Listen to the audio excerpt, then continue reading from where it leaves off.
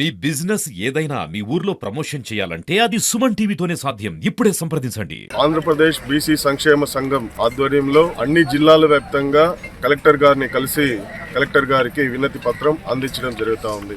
విషయం ఏమనగా రానున్న రోజుల్లో స్థానిక సంస్థల ఎన్నికల్ని ప్రకటించే అవకాశం ఉండే సందర్భంగా బీసీల యొక్క జనాభాలని లెక్కించి బీసీలకి న్యాయం చేయాలనేసి ఈరోజు కలెక్టర్ గారిని కూడా కోరడం కూడా జరిగింది.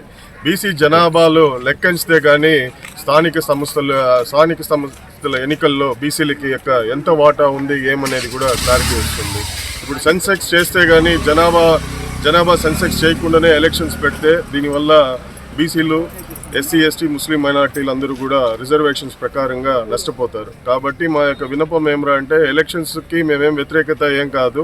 స్థానిక సంస్థల ఎలక్షన్స్ జరిపించే ముందర ప్రతి ఒక్క బీసీలు కూడా క్యాస్ట్ ఎందరున్నారు ఏ కులకైనా కరెక్ట్గా జరిపించి కాబట్టి ఈరోజు కలెక్టర్ గారిని కలిసి వినతి పత్రం ఇచ్చి కలెక్టర్ గారు కూడా స్థానికులంగా కూడా స్పందించారు.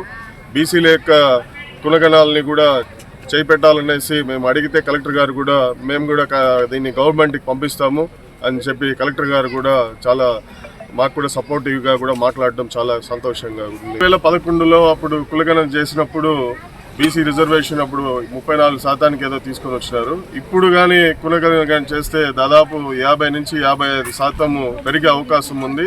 దీనివల్ల బీసీలకు అందరికి కూడా ఏమరా అంటే రేపు రానున్న లోకల్ బాడీ ఎలక్షన్స్లో రిజర్వేషన్స్ ఉంటే బీసీలకు అందరికి కూడా తమ న్యాయం జరుగుతుందనేసి కూడా మనస్ఫూర్తిగా తెలియజేసుకుంటున్నాం.